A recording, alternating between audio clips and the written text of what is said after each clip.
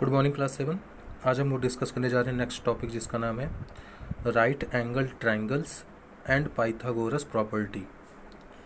Right angle triangle क्या होता है और उसके रिलेटेड पाइथागोरस प्रॉपर्टी क्या होती है, ये आज हम लोग डिस्कस करेंगे। तो first of all right angle triangle को हम लोग डिस्कस करते हैं बेटा। राइट एंगल ट्रायंगल आप लोगों ने जनरली देखा होगा कि मैंने आपको एक बार बताया भी था कि अगर किसी ट्रायंगल में इसका एक एंगल अगर 90 डिग्री है तो वो राइट एंगल ट्रायंगल बोला जाता है। जैसे इस फिगर में देखो, यहाँ पे ये वाला जो एंगल है ये कितना है, 90 डिग्री है।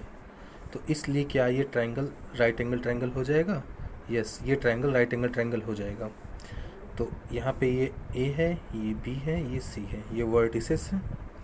यहाँ पे एंगल बी जो है वो क्या है 90 डिग्री है और 90 डिग्री को इस तरीके से रिप्रेजेंट किया जाता है। यहाँ पे अगर मैं चाहूँ 90 डिग्री लिखूँ, चाहूँ तो ना लिखूँ, उससे कोई फ़र्क नहीं पड़ता। ठीक है, अब मैं जो बताने वाला उसको बहुत ध्यान से सुनो। 90 डिग्री के जो सामने वाली साइड होती है ये वाली AC, इसी को क्या बोला जाता है, हाइपोटेनियस। हमेशा याद रखना, जब भी 90 डिग्री के सामने वाली साइड आएगी जहाँ पे, उसी को हाइपोटेनियस बोला जाएगा।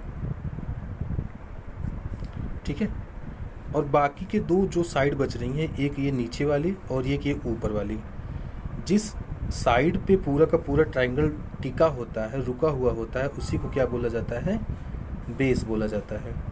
तो देखो इस BC पे ही क्या है, पूरा का पूरा ट्रायंगल क्या है, सिचुएटेड है। तो इसीलिए इस BC को क्या बोला जाएगा, बेस बोला जाएगा।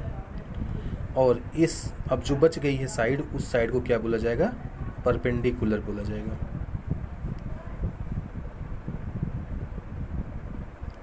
ठीक है, स्पेलिंग पे ध्यान देना।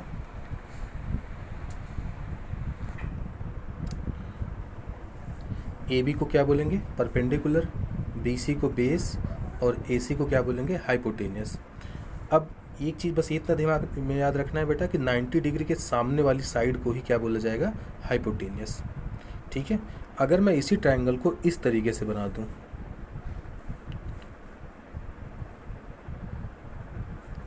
तो यहाँ पे 90 डिग्री कहाँ बन रहा है, यहाँ बन रहा है, इस जगह पे। ये मान लो A है, ये B है, ये C है ना। अब मुझे बताओ कि इसके लिए हाइपोटेनियस क्या होगा। 90 डिग्री ये है और इसके सामने वाली साइड ये है, मतलब BC है। तो BC क्या हो जाएगा, हाइपोटेनियस हो जाएगा। ठीक है, हाइपोटेनियस। अब बची हमारे पास AB और AC। अब ये तुम्हारे ऊपर डिपेंडेंट है बेटा, तुम उसको किस तरीके से देख रहे हो। तुम उसको ऐसे देख रहे हो या फिर तुम उसको ऐसे करके देख रहे हो। ठीक है, अगर मैं इसको इस तरफ से देख रहा हूँ तब ये बेस हो जाएगा और ये परपेंडिकुलर हो जाएगा। और अगर मैं इसको इस तरीके से देख रहा हूँ तो ये बेस हो जाएगा, ये परपेंडिकुलर हो जाएगा। बेस और परपेंडिकुलर में हमें ज़्यादा दिमाग लगाने की ज़रूरत नहीं है बेटा, क्योंकि इससे हमें कोई प्रॉब्लम नहीं है। मैं चाहूँ तो इसको बेस मानूँ, चाहूँ तो इसको बेस मानूँ, या फिर चाहूँ तो इसको परपेंडिकुलर मानूँ, चाहूँ तो इसको परपेंडिकुलर मानूँ। मेन हमारा पर्पज़ ये है बेटा कि हमें एग्जैक्ट पता होना चाहिए कि हाइपोटेनियस कौन है।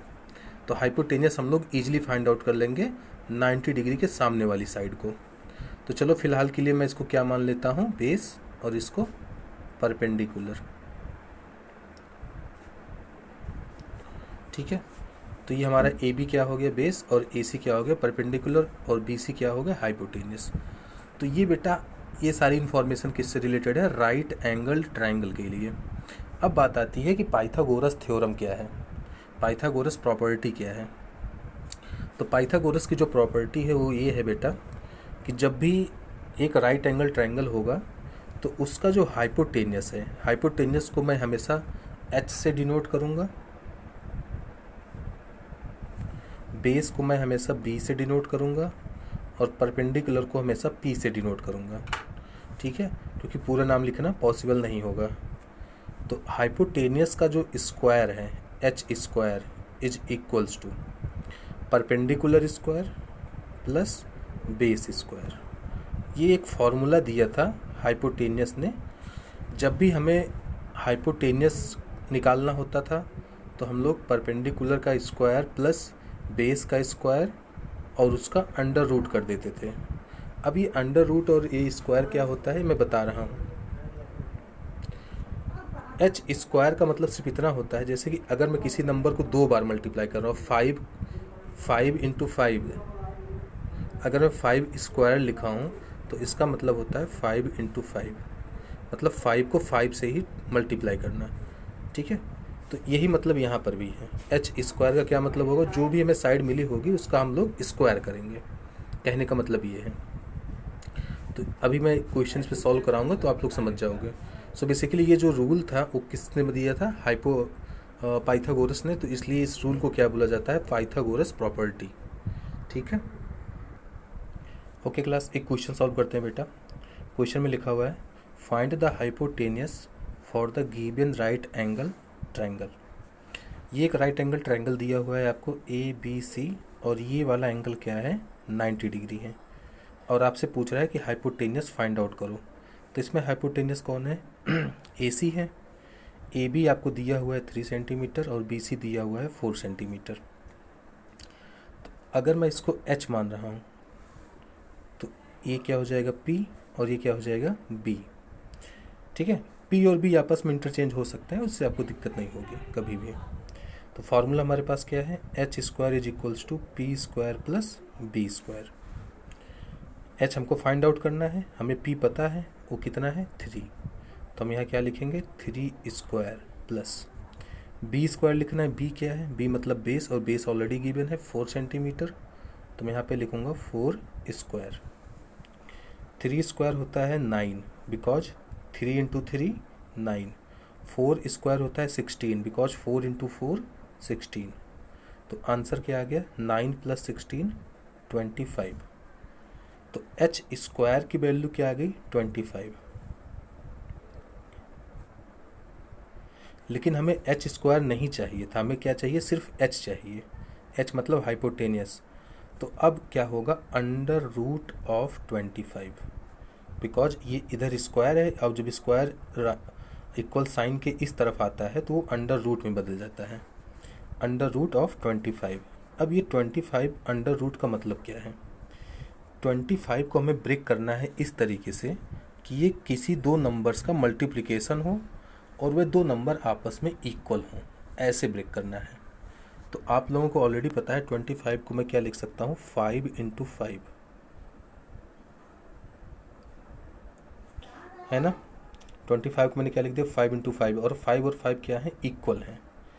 ठीक है, तो अब इसका आंसर क्या हो जाएगा, अंडर रूट के अंदर अगर दो नंबर ऐसे हैं जो इक्वल हैं तब उसका आंसर वो एक नंबर आ जाता है। जैसे 5 और 5 अंडर रूट में आ गए तो इसका आंसर क्या आ जाएगा 5 आ जाएगा। ठीक है, तो H की वैल्यू क्या आ गई बेटा 5 आ गई। ठीक है, यही आपको हर एक क्वेश्चन में करना है। आते हैं नेक्स्ट क्वेश्चन पे।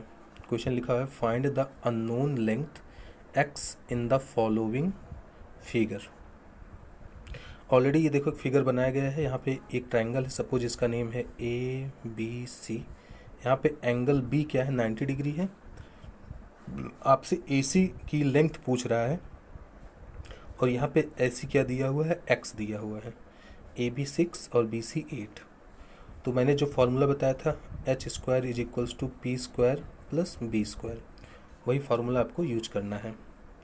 यहाँ पे H की जगह इन्होंने x दे दिया है, बिकॉज H क्या है x है, तो मैं यहाँ पे क्या लिखूँगा x square is equals to P for perpendicular, यहाँ पे 6 है परपेंडिकुलर, तो यहाँ पे हो जाएगा 6 स्क्वायर प्लस बेस क्या है 8, तो यहाँ पे क्या हो जाएगा 8 स्क्वायर।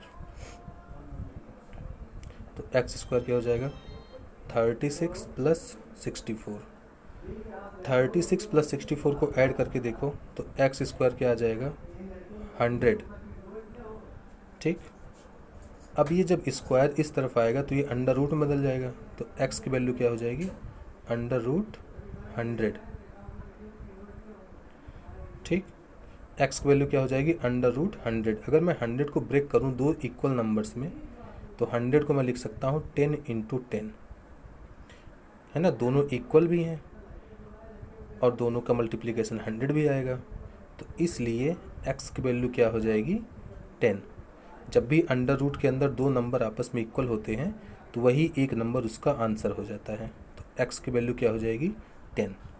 तो यहाँ पे जो हाइपोटेनियस हमें फाइंड आउट करना था AC, उसकी वैल्यू क्या आ जाएगी 10 सेंटीमीटर। ओके, नेक्स्ट क्वेश्चन देखते हैं बेटा। इस फिगर को ध्यान से देखो। अब इसमें मैंने अभी आपको बताया था कि हमें नहीं पता चल पा रहा है कि इसमें हाइपोटेनियस कौन है ना, परपेंडिकुलर कौन है, बेस कौन है। तो एक चीज़ बस याद रखो, 90 डिग्री के सामने वाला कौन होता है, हाइपोटेनियस होता है। तो ABC, तो यहाँ पे AC क्या है, हाइपोटेनियस है, और AB को चाहे बेस मान लो चाहे परपेंडिकुलर मान लो, कोई फ़र्क नहीं पड़ता। तो पहला फार्मूला h² = p² + b²। यहाँ पे h क्या है, x है, बिकॉज यही क्या है, हमारा हाइपोटेनियस है। तो मैं यहाँ पे क्या लिखूँगा, x² = p फॉर परपेंडिकुलर, चाहे 24 को मानो चाहे 7 को मानो। चलो मैं 24 को मान लेता हूँ, तो 24² प्लस b की वैल्यू को 7 मान लेता हूँ, तो यहाँ 7 का स्क्वायर हो जाएगा। तो 24 स्क्वायर क्या हो जाएगा, 576 प्लस 7 स्क्वायर क्या हो जाएगा, 49, बिकॉज 7 × 7 49। तो बेटा x² की वैल्यू क्या आ गई, 576 + 49। इन दोनों को ऐड करते हैं, 6 + 9 15, 1 कैरी, 7 + 4 11 + 1 12, 1 कैरी, 625। तो x² की वैल्यू क्या आ गई, 625। तो x की वैल्यू क्या होगी बेटा, √625। 625 को अगर मैं ब्रेक करूँ दो नंबर्स में जो इक्वल हों, तो आएगा आंसर 25 × 25 अंडर रूट में। और जब भाई अभी आपको मैंने बताया कि अंडर रूट के अंदर अगर दो इक्वल नंबर्स हैं तो उनका मल्टीप्लिकेशन, उनका अंडर रूट वही आंसर आता है, तो आंसर आ जाएगा 25। तो x की वैल्यू क्या आ गई, 25। नेक्स्ट क्वेश्चन देखो, यहाँ पे इन्होंने एक कॉम्प्लेक्स सा फिगर बना दिया है। एक यहाँ पे ट्राइंगल ऐसे गया है और दूसरा ट्राइंगल ऐसे आया है, मतलब दो ट्राइंगल हैं और दोनों आपस में मिले हुए हैं। और आपसे इस बार पूछ रहा है लेंथ ये नीचे वाला, और ये नीचे वाला क्या है, इस बार इसको आप लोग बेस बोल सकते हो, बिकॉज 90 डिग्री तो यहाँ बन रहा है, तो इसके सामने वाला ये क्या हो जाएगा, हाइपोटेनियस हो जाएगा। और इधर देखो, इधर ये 90 डिग्री बन रहा है, तो इसके सामने वाला ये क्या बन जाएगा, हाइपोटेनियस बन जाएगा। तो इस बार हमें हाइपोटेनियस और परपेंडिकुलर पता है, बट बेस नहीं पता है। तो बेस के लिए क्या करेंगे, उसको भी यहाँ पे सॉल्व कर लेते हैं। पहले मैं इस ट्राइंगल को लेके देख रहा हूँ, मान लो अभी सिर्फ यही वाला ट्राइंगल है हमारे पास। तो इसका हाइपोटेनियस कितना है, 13, और परपेंडिकुलर कितना है, 12। बेस हमको नहीं पता, तो बेस मान लो ये x1 है, x1 की वैल्यू निकाल लेते हैं। ठीक है, तो फॉर्मूला हमारे पास है h² = p² + b²। ठीक है, हाइपोटेनियस स्क्वायर मतलब यहाँ पे हाइपोटेनियस कौन है, 13। तो मैं यहाँ पे क्या लिखूँगा, 13² = परपेंडिकुलर स्क्वायर, मतलब यहाँ पे परपेंडिकुलर कौन है, 12। तो 12² प्लस बेस को मैंने x1 माना है, तो मैं यहाँ पे लिखूँगा x1²। 13 का जो स्क्वायर होता है वो होता है 169 = 12 का स्क्वायर होता है 144 प्लस x1²। अब मैं अगर मुझे x1 की वैल्यू निकालनी है तो मुझे 144 को यहाँ से हटाना पड़ेगा। ये 144 169 के पीछे आ जाएगा, तो ये अपना साइन चेंज कर देगा। तो आंसर आ जाएगा 169 - 144 = x1²। 169 में से 144 माइनस करोगे तो आंसर आएगा 25 = x1²। देखो x1² = 25, तो x1 क्या होगा, तो x1 हो जाएगा √25। तो x1 आ जाएगा √25 का मतलब √25 को अगर मैं ब्रेक करूँगा तो लिख सकता हूँ 5 × 5, तो आंसर क्या आ जाएगा 5। तो x1 की वैल्यू पता चल गई बेटा 5। तो ये वाली लेंथ हमारी कितनी आ गई, 5 सेंटीमीटर। ठीक है, अब ये इधर वाला जो ट्राइंगल है हूबहू वही ट्राइंगल इधर भी है। ठीक, तो इसका मतलब यहाँ पर भी जो लेंथ आएगी वो भी 5 सेंटीमीटर ही होगी, है ना। तो ओवरऑल जो लेंथ बेस की आएगी बेटा, ओवरऑल x जो आएगा वो आएगा 5 + 5। तो x की वैल्यू हो जाएगी 10 सेंटीमीटर। ठीक है, तो इस तरीके से बेटा आप क्या बोलते हैं, पाइथागोरस थ्योरम को आप लोग यूज कर सकते हो।